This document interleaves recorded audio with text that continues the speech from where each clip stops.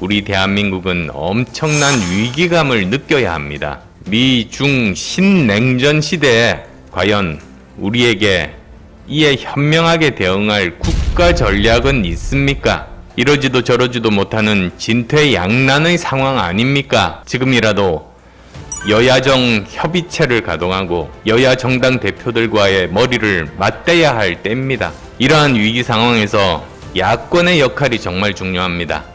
4차 산업혁명과 인공지능 시대를 내다보고 이끌어갈 새로운 리더십을 고민하고 제시해야 합니다. 미래 국가 전략과 의제를 설정하고 해법을 만들어 나갈 전략 그룹도 만들어야 합니다. 국민의당과 저 안철수는 잘못된 정책을 바로잡고 민생 문제를 올바로 해결하고 대한민국의 제대로 된 미래 비전을 만드는 데 헌신할 것을 국민 여러분께 약속드립니다.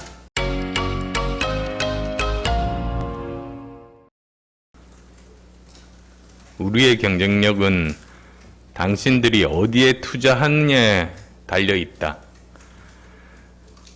4월 12일 바이든 미국 대통령이 화상회의에서 세계적 반도체 기업 대표들을 모아놓고 반도체 웨이퍼를 흔들며 한 말입니다. 그러면서 바이든 대통령은 미국 내 반도체 생산 시설 투자를 강하게 압박했습니다. 미국과 중국의 군사적 패권 경쟁에 이어 첨단 산업 기술 패권 경쟁에서 중국의 질주를 막고 세계 반도체 생산의 중심을 미국으로 재편하겠다는 강력한 의지의 표현입니다. 미국 대통령의 해외 기업에 대한 대미 투자 압박과 미국 기업 해외 생산 시설의 국내 복귀 요구는 어제 오늘의 일이 아닙니다. 미국의 정권은 오바마에서 트럼프를 거쳐 바이든까지 민주당에서 공화당을 거쳐 다시 민주당으로 정권은 바뀌었습니다. 그러나 리쇼어링, 바이 아메리카, 그리고 아메리카 이즈 백이라는 구호와 정책에 담겨있는 정책은 바뀌지 않았습니다. 하나같이 미국에 투자하도록 해 미국을 살리겠다는 것입니다. 경제만큼은 대통령이 직접 나서서 챙기겠다는 것입니다. 경제력을 바탕으로 앞으로도 세계를 선도하겠다는 것입니다. 바이든 대통령의 발언과 미중의 기술 패권 경쟁은 우리 기업과 경제에 큰 고민과 심각한 위협으로 다가오고 있습니다. 다른 나라의 반도체 기업들도 미국에서 생산하지 않으면 미국에 팔 수 없다는 단호한 의지의 표현이기도 합니다. 이런 미국의 입장에 삼성전자는 170억 달러 규모의 추가 투자를 결정했고 SK 하이닉스 역시 미국 내 공장 증설을 검토하고 있다고 합니다. 이미 해외로 많은 생산 시설을 이전한 우리 반도체 기업들의 상황을 생각하면 앞으로 메이드 인 코리아 반도체가 멸종 위기에 처할까 걱정입니다.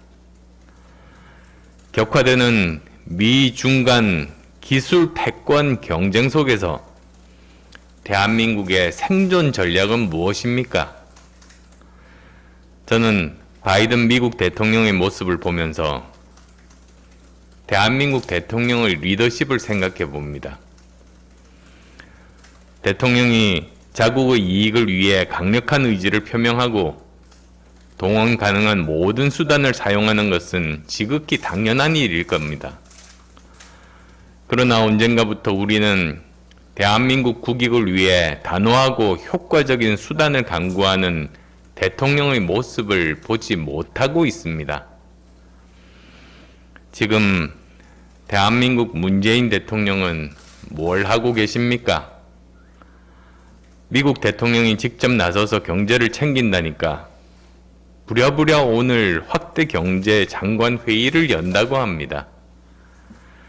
삼성과 SK 하이닉스 관계자도 불렀다고 합니다. 말로는 경제 살리기 위해 예전부터 추진했던 회의라고 변명하지만 그 말을 믿을 사람은 아무도 없습니다.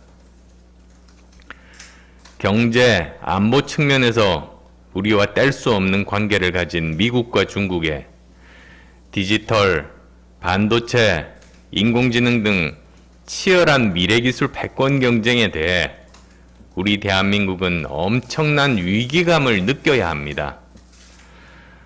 빛의 속도로 변해가는 기술 패권 전쟁과 국제 질서 속에서 대한민국은 우리의 이익과 미래를 위해 어떤 대책을 강구하고 어떤 노력을 경주해 왔는지 지금이라도 돌아봐야 합니다.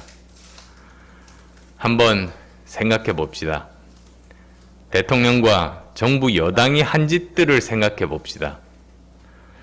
임기 초반부터 촛불정신 들먹이며 적폐청산하겠다고 정치적 반대 세력 죽이기에 골몰하더니 조국 사태를 필두로 자신들이야말로 진짜 적폐이고 위선자들이었음을 스스로 만천하에 드러냈습니다. 듣도 보도 못한 소득 주도 성장론을 들고 나와 서민 경제와 일자리를 파탄내더니 청와대 일자리 전광판과 함께 슬그머니 사라졌습니다. 25전, 25패 부동산 정책은 국민들께 피눈물을 쏟게 하고 내 집 마련의 꿈을 짓밟아 버렸습니다. 그런 와중에 정권 실세들의 행태는 어땠습니까?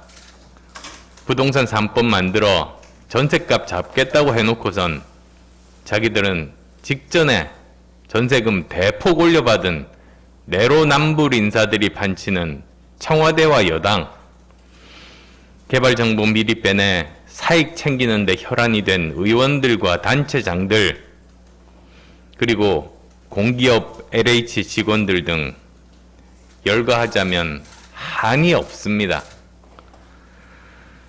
국민의 안전과 생명 보호는 어떻습니까? 이 정권만큼 무심하고 무능한 정권도 없을 겁니다. 자신만만하다던 코로나19 백신은 언제 들어오는지 정부 여당 누구도 대답 못하는 백신 후진국 대한민국. 우리 국민이 북한군에 의해 총살되고 참혹하게 불태워졌어도 북한과 국제사회에 말 한마디 제대로 못하는 대한민국 누가 만들었습니까? 엎친 데 덮친 격으로 IMF로부터는 급증하는 국가 부채와 인구 감소, 급격한 고령화를 들어 한국이 이대로 가다가는 심각한 상황에 처한다는 경고까지 받았습니다. 지금 든 애들은 빙산의 일각에 지나지 않습니다. 책임 있는 집권 세력이라면 두 다리 뻗고 잠을 잘 수 없을 겁니다. 그러나 정부 여당은 이번 보궐선거에서 민심에 의해 심판받았으면서도 여전히 대깨문 논쟁에서 벗어나지 못하고 검수완박을 개혁이라고 믿고 있는 모습을 보면 정말 답답합니다. 대한민국 건국 이래 이 정도로 무능하고 한심한 정권은 없었습니다. 바이든 대통령은 미국의 이익을 위한 최선의 판단 속에서 미국의 이익을 위해 질주하고 중국 또한 자신들의 경제, 군사적 이익을 위한 무리한 요구를 우리에게 할 겁니다. 군사, 경제, 기술 등 전 분야에 걸친 미, 중, 신냉전 시대에 과연 우리에게 이에 현명하게 대응할 국가 전략은 있습니까? 이러지도 저러지도 못하는 진퇴양난의 상황 아닙니까? 어떻게 해야 하겠습니까? 대통령의 생각과 리더십부터 바꿔야 합니다. 국정 기조와 태도를 바꿔야 합니다.